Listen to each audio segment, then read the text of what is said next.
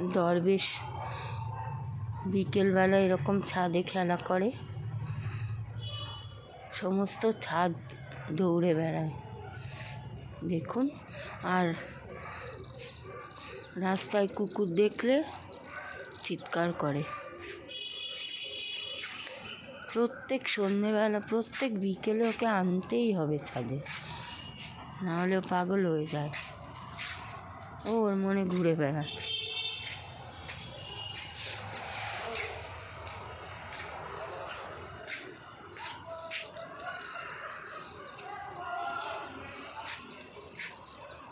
দরবেশ, দরবেশ, এই দেখো।